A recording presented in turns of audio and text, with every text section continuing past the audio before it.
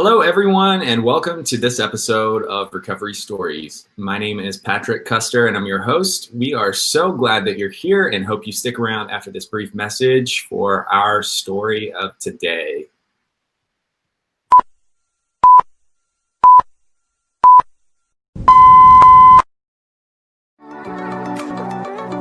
We are live in Stop Facebook. where a number of people The opportunity to share. she's one of our own.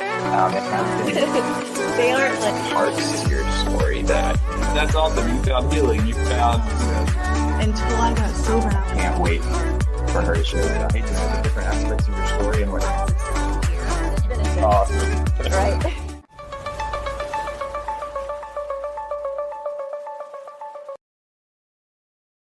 All right, welcome back, everybody. We're so glad you're here. Thanks for sticking around. I'm really excited to introduce our guest storyteller here with us today. She is a friend, a coworker, a world changer, a pillar in her own community of recovery down in Florida. And I'm so excited to have you here today, Cassie. Welcome. Thank you, Patrick. It's really good to be here, and I'm honored to share my story. First and foremost, my name is Cassie. I am an addict. I've been in recovery for 4 years and 10 months, and it's been an amazing journey, an absolutely amazing journey. I want to touch on a little bit of my childhood because it was a huge impact to my active addiction. I lived in a pretty well-maintained home. I have an older sister of 4 years. She's 4 years older than I. When I was younger, I didn't quite understand, but both of my parents were alcoholics. My mother was also a drug addict herself. But I didn't quite, I was too young to really comprehend that. So to me, it was just part of my normal household. Yeah. And I lived a pretty decent childhood. We went on vacations. We had amazing Christmases. We celebrated our birthdays. But it was difficult. My father is from Europe. He's from Hungary, so growing up, we weren't allowed to express our emotions. There was no room for crying. There was no room for any of that whatsoever. Is that a result from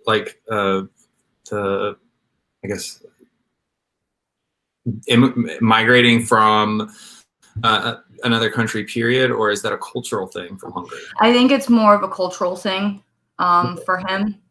Yeah, I think it was more of a cultural thing. It was very hard to communicate with my father. I mean, he's an amazing man. Still to this day, he is an amazing father. But it was very difficult to have that emotional connection with him. Yeah. And with my mother, she was an alcoholic. They like to call it as, a functioning alcoholic, so she still got up and she still worked and, did whatever she needed to do. But behind closed doors, it was, the drinking and the drugging, and again, at a young age, I didn't know any better. That just was a part of my life until I got a little bit older.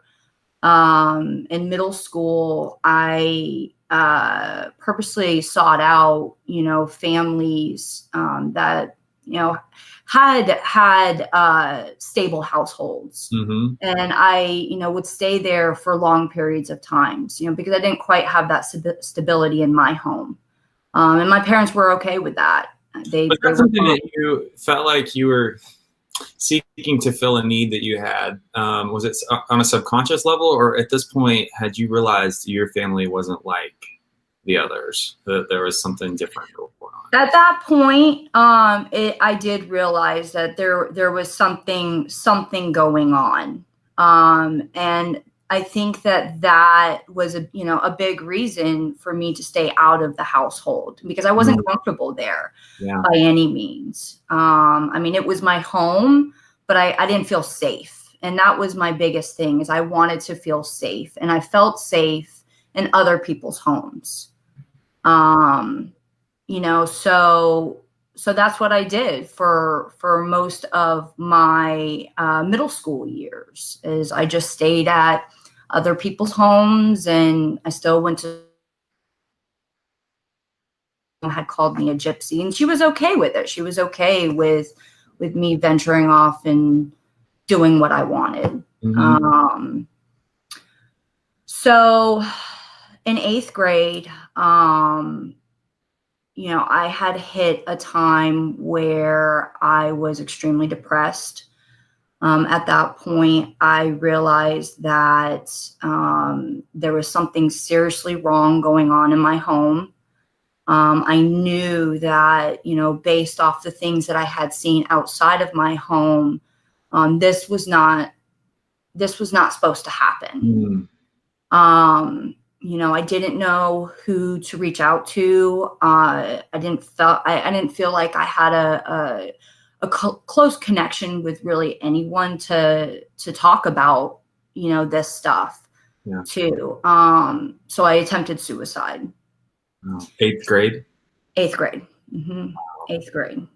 And long story short, surprise, I survived. God had other plans for me. And,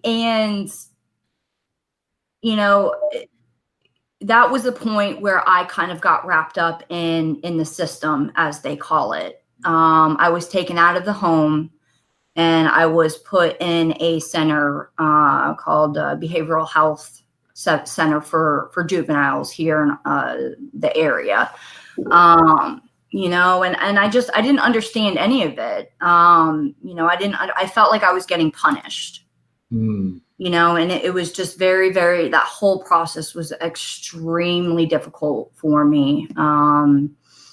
I had a family member that stepped in to, foster me for about 1.5 years until my parents could somewhat, get their lives back in order. And then they had regained custody of me. But it wasn't too long after that where their alcoholism and their drug use really started to pick up again after I returned home. And by that time, I was somewhat considered, yes, I was still in my teenage years, but I was still considered, somewhat of an adult. I was able to kind of make decisions on my own. And I still didn't have any stability. I didn't have any rules. I was able to kind of do what I wanted, where I wanted, with who I wanted. And that's exactly what I did. I got into a few really, really bad relationships, very physical, verbal, just very violent relationships. And to be honest with you, and to think about it now, like, I didn't know any better. I wasn't taught any different, because this stuff happened in my household for so long. It was life as you knew. That was my norm. And that's what I was comfortable with. I didn't know any better. So, fast forward to 2012, I met my daughter's father, who I was in an extremely abusive relationship with. And we had my beautiful daughter, Sam, together. And because of not, I was a new mother. And I didn't know how to cope. I didn't know how to cope with any of it. I still lacked that communication skills with doctors, with, friends, with family members. And the only way I knew how to cope was to take stuff to, make me feel numb. Yeah. And that's exactly what I did. And that continued on for quite a few years. And it just went from, taking a few pills to moving on to newer things, stronger things. And it just got worse and worse and worse. The decisions that I was making were worse and worse, and it just never got any better. In 2016, I DCF, Department of Children and Families were called, and ultimately the state of Florida had labeled me as a unfit mother. And that was devastating to me because my daughter was my pride and joy. However, I didn't excuse my actions and all of the things that I did in active addiction, not one bit. Because as most of us know, and from what I know, I was an addict, and I did what I had to do to, supply my addiction. Yeah. And whatever that meant, I was going to do it. So 2016, CPC took custody of my daughter, and for about a year and a half, I fought the system to regain custody of my daughter, and that's exactly what I did. And from then on out, I promised myself and I promised my daughter that there was going to be no more of the drugs and the alcohol and the codependency on everybody else. There was going to be none of that. So I remember my first meeting and my first support group, because still at that point, even though still getting wrapped up in the system and CPC and DCF, I had no idea about support groups. Like, how crazy is that? I believe it. Yeah. I had no idea there was NA and AA and NAMI. Like, I didn't even know what they were. Right. And there's like so many groups and they're everywhere and they're yeah. I mean, it's like mind blowing now, but I had this one caseworker, I'll never forget her name, Fran Thomas, and she, because I had so many people give up on me over the years, so many people, and you're never going to make it, and you're just going to be a drug addict for the rest of your life, and you're never going to regain custody of your daughter. I had this one counselor, Fran Thomas, and she believed in me. And that's all I needed. That is all I needed. It's just that one person to make that difference. She advised me to go to a support group, so I took accountability and I searched, whatever type of support group there was that was closest to me. And a meeting had popped up, AA, right down the road. Excuse me. And so I walk into this meeting and, there's this large table. There's about, 20 old timers, as we call them. Yeah. And I'm like, I walk in there and I'm just bawling my eyes out, and bless their hearts because they had no idea what to do with me, but they welcomed me and they told me to have a seat. And this little old lady came walking up to me and she said, honey, she says, you are more than welcome to come here and we'll support you. She said, but I want to give you this pamphlet on NA, because I had shared my story a little bit while I was, at that first meeting. And just by doing that, set off these chain of events that have happened over the almost the past 5 years that have molded me into the person that I am today. And I will forever be thankful for that. The day after that, I walked into my home group right here in, New Smyrna Beach, Florida. And for the first time in many, many, many years, I felt a feeling that I hadn't felt in God knows how long. And I wasn't sure what that feeling was. But today I know that I felt safe. Mm. I felt safe. And so So we talked about a lot of different types of safety, and I'd be interested for you to explain, because I feel like I know what you mean when you say I feel safe. But when you say that, could you kind of go a little bit deeper into what you mean? Like what exactly was it? How did you feel safe? Was it emotionally? Was it, what do you mean by that when you say that? So what I mean by that is not so much physically, but I felt like I was in a place where I knew I wasn't going to be judged for past actions that I have done. I felt safe with the people sitting next to me. I felt that, I didn't have to look behind my shoulder and, worry if this person is going to hurt me. Mm-hmm.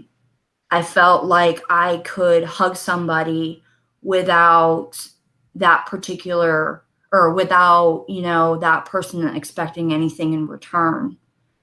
I felt like, I could connect to people because I had mourned that for so long, just that deep connection that, I needed to have, Mm-hmm. and I hadn't had that. And well over, 15 years, it seemed like, because there were times where I didn't even feel connected to my own parents, or my sister. It sounds like finding that connection in other households that were healthier as a kid. Like that was where maybe you were like finding what you needed. And Yeah. I just think that I think that is such an interesting thing that you were able to outline there for, as far as your progression in life, because I do believe that we have this deep down inside insatiable hunger to fill our needs and to do what's right. Mm-hmm. And I think that some of us just are, the opportunity to make the right choices, or to, whatever the case may be. There's lots of influences and things that kind of hardwire us, the way we are, the reasons why we cope the way we do. And so I don't know. I just think that, like, from looking at your, the whole developmental stage from childhood, that tells like a really huge story for you, and connecting to this stage where you're getting sober and going to 12 steps. So. Yeah. Yeah. But yeah, that was the first time that I felt loved. I felt connected. I felt, and safe. And that was the most important thing for me, was to feel safe, because, for me, it was fight, flight, or freeze. And 9 times out of 10, it was either going to be fight or flight. So I went to meetings probably about 5-6 times a week, and I just kept going back and kept going back. But I will admit that, the first year that I was in recovery, it was a struggle for me, because, and I know this now, because I didn't take the advice. I didn't listen. I still wanted to do it my way. Yeah. But what did my way do? It got me right to an NA meeting, right? Yeah. and a lot of it had to do with codependency issues as well. You know, I purposely sought out people that I could fix because I had thought that by fixing them, I was going to fix myself, you know? Yeah. So I had, you know, I was still like the first year, even though I wasn't doing any drugs, I wasn't drinking, you know, and I was a part of this home group. I really wasn't in full like recovery. I wasn't really working a program just yet.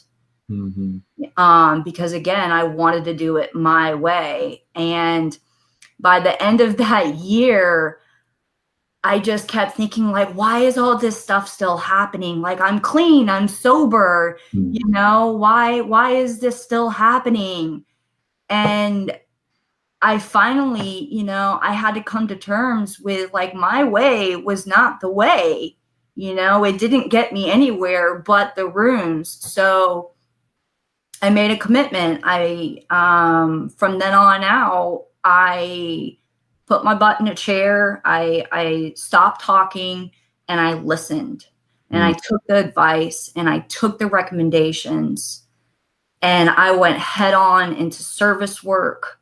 I went head on into, you know, sharing my story, connecting with other people, you know, and since then, like just these amazing things have happened, you know, not only have I gained like all the material things, you know, but like I've gained that sense of worth back, you know, and I've gained the trust back, you know, and partially to think like I forgot to mention, and in that first year of recovery, my mother and my grandmother passed away. You know, so that was hard to get through. And I think that was an eye opener as well. You know, my mother passed away as a result of her substance use. And my grandmother, she, bless her heart, you know, she lived to be 104 years old. You know, she lived a great life. You know, so that first year was really, really hard, but unfortunately it took certain events to happen to really get me to have that moment of clarity of like, my way is not the best way. You know, so from then on, just all of these amazing things have happened. And it was a tough journey. It was a tough journey because I had all these amends I had to make, whether it was financial, whether it was physical, mental, you know, with other people. You know, I was on probation. I had debts that I had to pay out the galore. You know, I had to make amends most of all to myself. You know, and that in itself was a hard one for me. I struggled with the regrets. Sure. You know, and I knew that until I could get past that, until I could make amends with myself, I wasn't going to get anywhere in my recovery. I was going to fall back on those old habits, those old routines. And I had to do that for me and also for my daughter as well. You know, and so from then on, it was about the service work. It was about the fellowshipping. It was about the steps. It was about the amends, you know, and the first time I started doing my amends, it was like, you know, when I had to make amends to my father, you know, he didn't quite understand the whole process of that. And he almost felt like I had some type of ulterior motives. Like, why are you apologizing to me? Like, what do you want? Type of thing, you know, because that's all he was used to, right? Like, oh, Dad, I'm so sorry. But can you give me some money type of thing? You know, so I had all these amends I had to make, but of course, I wanted them to happen right then and there. Yeah. You know, like And how dare you ask me, you know, what kind of motives I have behind my apology, or the money that I'm trying to give back to you, or the actions that I'm trying to put in. You know, so it was an eye opener for me that these things take time, right? Because time takes time. Yeah. Um, Well, it's funny, you know, I feel like two of the things that we are most allergic to as addicts, and this might be just a basic human condition, but I feel like we can especially identify it as addicts in recovery, or probably not in recovery as well, is being allergic to the fear of the unknown, mm, and being allergic to discomfort. mm-hmm. And I think that those are the that's the recipe for having to go through all the things that we have to go through initially when we get sober, because it is uncomfortable facing things we have been unwilling to feel and process. Mm-hmm. And but at the end, isn't it so true that, you know, we look back and say, that was good for me, I'm glad I did it. Oh, So, absolutely. kind of like on, you know, making yourself go to the gym. I hate to compare it to that, but like, does it hurt? Yeah. I mean, are you like counting the seconds till it's over? Sure. But in the end, it's good for you. It makes you stronger, and you are a better use to those around you, and, better for it. Mm-hmm. So I don't know. I think so. There was a really cool quote about discomfort, and I can't remember, but it basically talks about how like growth doesn't happen outside of the walls of discomfort. So, you know, you have to get uncomfortable to grow. Right. And Right. Absolutely. so that's with anything, especially when we're going through this stuff. So yeah, you know, Patrick, I can't remember. Like I had to make myself uncomfortable so many times, you know, because I forget exactly how that saying goes, but it's, you know, without discomfort, there'll be no growth, or something like that, you know, and that cannot be any more truer. Like, there's just so many times where I had to step out of that comfort zone, you know, because I knew from past experiences that without that, nothing was going to change. Mhm. Nothing was going to change. I was still going to continue the same things. You know, so like there was just so many times, and it's scary. Like, it really is. It's scary to step out of that comfort zone. But it was necessary in order for my life, for my recovery. Yep. Because that's what it, you know, boils down to, is that this is my life. And there were so many times where I didn't want to continue living anymore. You know, I became stagnant. I wasn't happy. I was miserable, you know. In active addiction, I was just labeled as, you know, a druggie, you know, just an addict. You know, and today, like, I am proud to say that I am an addict in recovery. You know, and it's taken me some time to be proud of that. But, you know, I know that if I come across somebody that is struggling or has struggled with very, you know, similar things that I have, like, it's okay. I got you. I can help you through this. Just hang on. It's going to be a bumpy road, but I can help you. You know, it's interesting that you bring that up, and I kind of want to ask you a question here. We get painted as a lot of things when struggling from mental health, addiction issues, and what have you before we get better. In most cases, I firmly believe none of it hurts as bad as the narrative and the story, the names, narrative, and story that we call or tell ourselves inside our heads. And I think so much of the time is so much more damaging. The self-destruction that takes place. So I want to ask you, what for yourself and looking back, can you identify for us how you would now or would have at the time described what you thought of yourself, that message you told yourself over and over about who Cassie was, and what was that for you back then, and what's the message that you truly believe in and continually tell yourself each day today? That's pretty deep, Patrick. And something that I used to tell myself every single day while I was in, active addiction, I wasn't worthy. I was not worthy of the life that I had. I wasn't worthy of being a mother, a daughter, a friend. I was a waste of a human,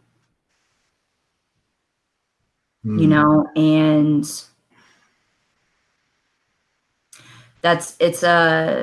it's a really, really crappy feeling, and I hope that nobody ever has to feel like that.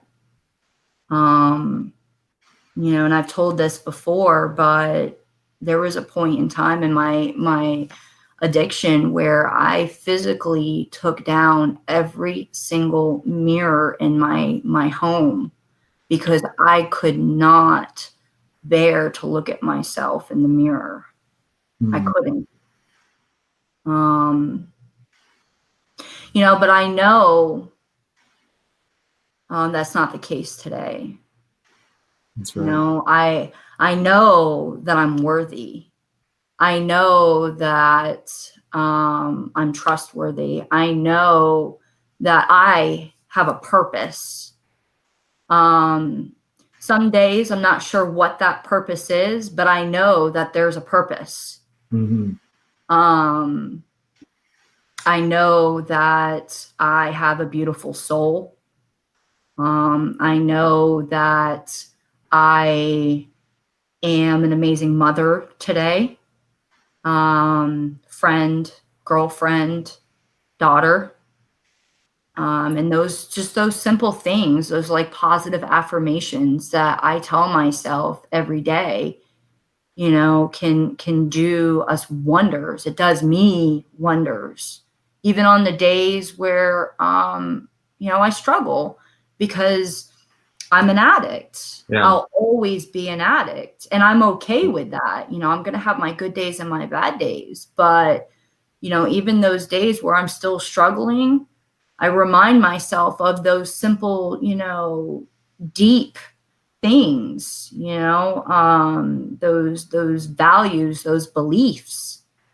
And I truly believe those things today, that I am worthy. Yeah, well, and they're true. And not that they weren't true before, that you were worthy and you were valuable, but, the disordered coping issues that we suffer from crowd out all the good to the point where we're not producing any good. Right. And the basic goodness in our makeup we don't even see anymore. And I like that you mentioned the real truth about the fact that there are bad days, but the miracle of recovery, sobriety, and living, a mentally and emotionally healthy lifestyle is that when we do have those bad days, we are rooted, we're grounded enough to know that connection there keeps us grounded until we can get back to a place where we're having more good days. And so, those reminders, we are able to cling to those reminders. They don't go so far away. We have something that's many things that are, whether it's, you know, the fellowship, um, fellowship with others, our family, you know, the service work that keeps us connected. Mm-hmm. I know for myself, I have been in places before where, just kind of echoing what you were talking about, how sometimes I don't know what my purpose is. I, you know, have days where I question it. But being in recovery gives me the resilience, the grit, and the perseverance to say, I know that it's there, Mm-hmm. and I'm going to keep pressing through, you know. And that's one of the things that I totally see in you. Kind of why I wanted to say that, because I think that's if somebody asked me to describe Cassie, I would have absolutely used that in my description. So Yeah.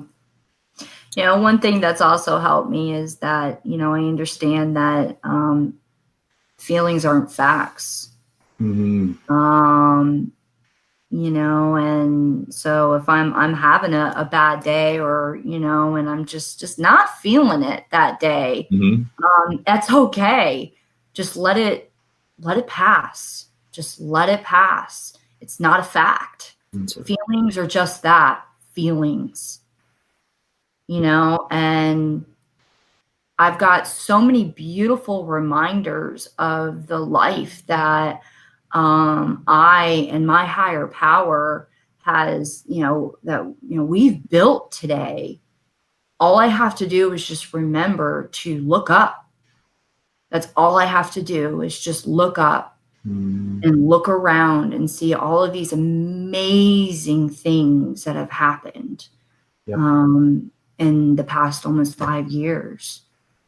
You know, having the opportunity to see my daughter running around out in the, you know, yard, or my dog getting chased by a cat, or, you know, today my significant other, my boyfriend, celebrates 5 years.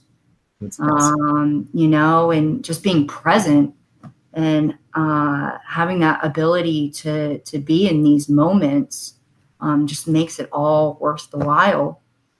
You know, and it's been an amazing journey. You know, and lately, I mean, with the virus, you know, it's been a struggle, you know, for a lot of us. I try to use I statements, but I think it's safe to say that it's been a struggle for, Yes. you know, anybody that's been in any type of support group. And when the virus came in to our area, all the meetings were shut down. Mm-hmm. Things hadn't gone to virtual yet. And I mourned that. I mourned the loss of physically walking into my home group. I mourned that simple hug that I received. You know, but one thing that helped me get through that was just acceptance, you know, and praying and just, you know, and thank God for technology today. Thank God. Yeah. You know, thank God for you, Patrick. Oh, well, you know what? I think it's ditto, because it's been, you know, fast forwarding a little bit here. For those of you who don't know, Cassie is our alumni advisor for our location in Ormond Beach, Florida, called Five Palms, and she does a tremendous job of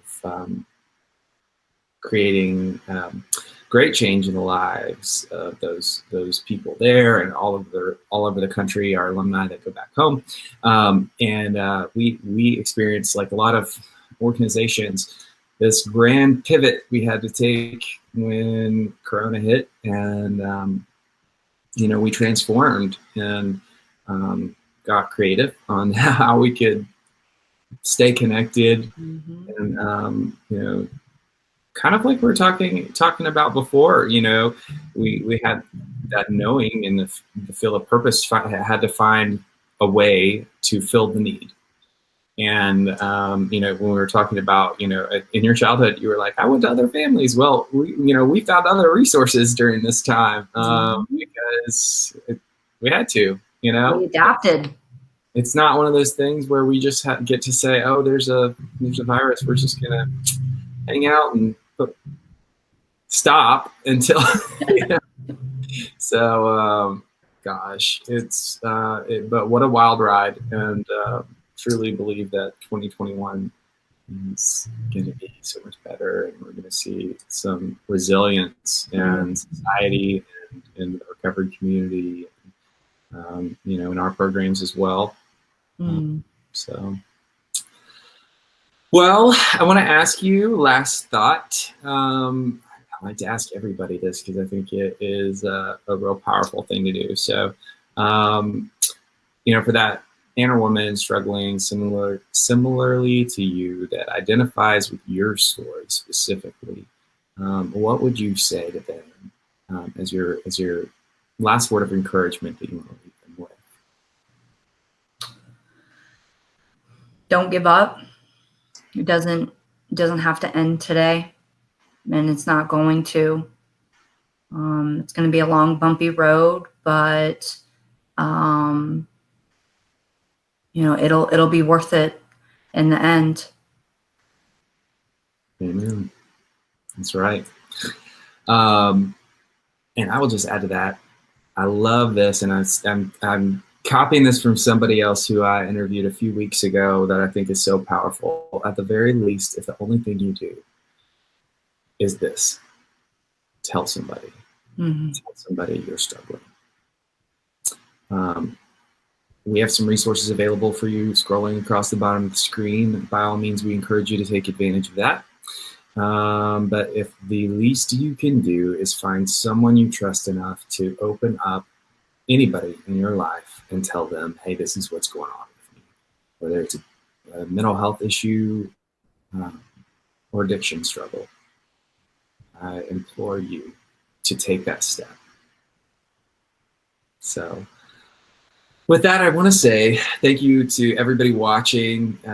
This is such a great privilege to have this platform every week to get to spread experience, strength, and hope across the world.